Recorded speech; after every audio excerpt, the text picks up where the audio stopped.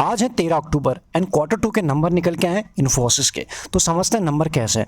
उससे पहले ये देख लेते हैं कंपनी ने डिविडेंड दिया है या फिर कितना दिया है, नहीं दिया है। तो आपके सामने है, फोर्थ पॉइंट आपके सामने है दिस, आप यहाँ देख सकते हो 15 रुपीज़ यानी 15 रुपये का कंपनी ने डिविडेंड अनाउंस किया है या फिर डिक्लेयर किया है। एक चीज़ अच्छी रहेगी, साथ में आप इस चीज़ को भी नोट कर लीजिए, इसके रिकॉर्ड डेट क्या है, 27 अक्टूबर को इसके रिकॉर्ड डेट है। और जो पेमेंट डेट है, यहाँ पे हम बात करें, पेमेंट डेट है इसके 10th ऑफ नवंबर को। तो इन 3 पॉइंट के ऊपर आपकी नज़र होनी ज़रूरी है, फोकस होना चाहिए, याद होनी चाहिए नंबर, अगर हमें डिविडेंड चाहिए तो कुल मिला के कंपनी ने डिविडेंड तो अच्छा दिया। अब फोकस करते हैं इसके नंबर्स के ऊपर। नंबर्स आपके सामने हैं एंड सबसे पहले हम फोकस करेंगे ये चीज़ के ऊपर। ये है सितंबर 30, 2020 एंड ये है सितंबर 30, 2021। तो कुल मिला के वाई बेसिस पे एंड ये चीज़ होगी क्वार्टरली बेसिस पे। ये चीज़ क्लियर होने के बाद हम सबसे पहले फोकस करते हैं इस कंपनी के लिए या फिर किसी भी कंपनी में सबसे ज़्यादा जो इंपॉर्टेंट होता है उसका रेवेन्यू, उसके ऑपरेशन से कैसा आ रहा है, कितना आ रहा है।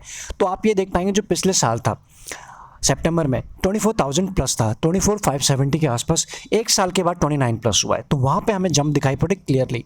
साथ ही में अगर हम बात करें क्वार्टरली, जून क्वार्टर में 27 प्लस था, अभी हो चुका 29 प्लस। तो यहाँ पे हमें जो रेवेन्यू फ्रॉम ऑपरेशन है वहाँ से क्लियरली चीज़ें इंप्रूव होते हुए दिखाई पड़ रहे हैं। This is good.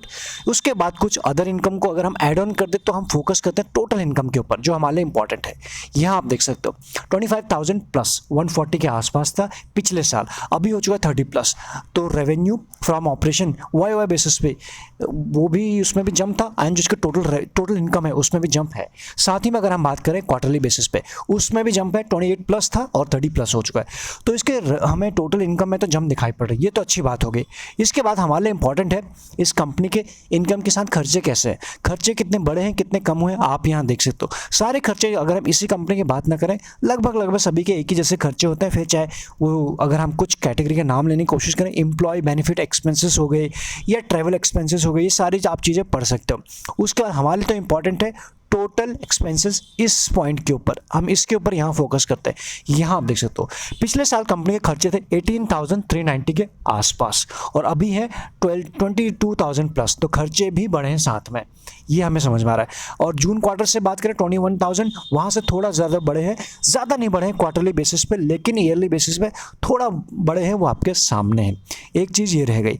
उसके बाद अगर हम बात करें टोटल इसके एक्सपेंसेस के बाद, हमारे लिए इंपॉर्टेंट होता है प्रॉफिट फॉर द पीरियड। इसमें इस जो इन्होंने इनकम कमाया है उस पर खर्चे देने के बाद कुछ टैक्स भी लगेंगे, उन सब के बाद हमारे लिए इंपॉर्टेंट होता है प्रॉफिट फॉर द पीरियड, जिसे हम बोलते हैं इनका जो टोटल प्रॉफिट रहा है या फिर शुद्ध मुनाफा रहा है या फिर जो इनके पास सिर्फ प्रॉफिट है टैक्स देने के बाद, खर्चे देने के बाद। वो आप देख सकते हो 4,858 के आसपास था पिछले साल।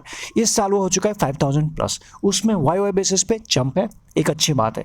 अगर हम बात करें इसी चीज़ को क्वार्टरली बेसिस पे, 5,200 प्लस था, 201 के आसपास, 201, अभी हमें दिखाई पड़ रहा है 5,428 के आसपास। तो वहाँ से क्लियरली हमें फिर से इनके सारे नंबर में जंप दिखाई पड़ रही, कोई भी डिप नहीं दिखाई पड़ रही। क्या जंप बहुत बड़ी है? जी नहीं, थोड़ा सा जंप ज़रूर है, लेकिन ऐसे नहीं, या फिर आप इसे ये कह सकते हो फ्लैट से थोड़ा सा ऊपर है। बहुत बड़ी जंप हमें एज ऑफ नाउ दिखाई नहीं पड़ रही है, बट कंपनी ने नेगेटिव रिजल्ट नहीं पोस्ट किए हैं। इसके बाद हमारे जो इंपॉर्टेंट होता है इस कंपनी के ईपीएस या फिर किसी भी कंपनी के ईपीएस के ऊपर हम फोकस करते हैं। यहाँ पर ज़रा देखिए आप, एक सेकंड, आखिरी लाइन पे देखिए, डाइल्यूटेड ईपीएस के ऊपर हम अगर बात करें तो पिछले साल था 11.40 के आसपास, इस साल हो चुका 12.85। तो वहाँ से उसमें बढ़ोतरी ज़रूर हुई है। पिछले क्वार्टर में कितना था? 12.21, वहाँ से 12.85 के आसपास हो चुका है। तो फ्लैट से थोड़ा ऊपर है, ऐसा हमें दिखाई पड़ रहा है एज ऑफ नाउ। अब हमारे लिए इंपॉर्टेंट है, रिजल्ट आ चुके हैं। टीसीएस के जब हमने रिजल्ट देखे थे मार्केट में अच्छा क्रैक हुआ था, इसके भी नंबर फ्लैट के आसपास है, फ्लैट टू पॉजिटिव हम कह सकते हैं, कुछ उस तरह से है।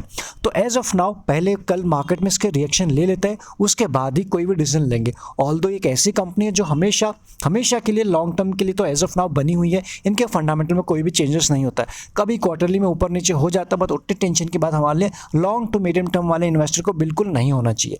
ये हमें यहाँ तक समझ में आ गया।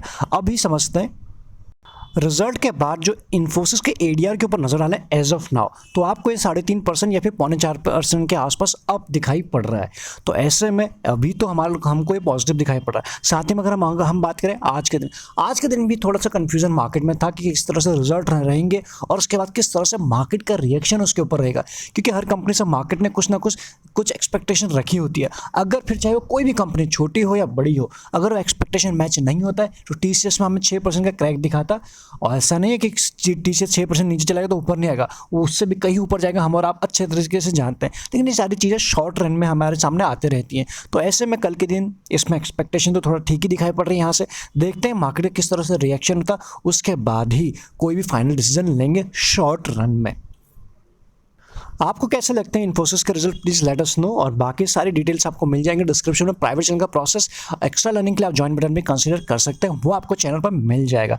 अपना कमेंट्स जरूर बताइए कि आपको क्या लगता है कल क्या होगा, गिरावट या फिर तेजी क्या हो सकता है इसमें। Thank you so much.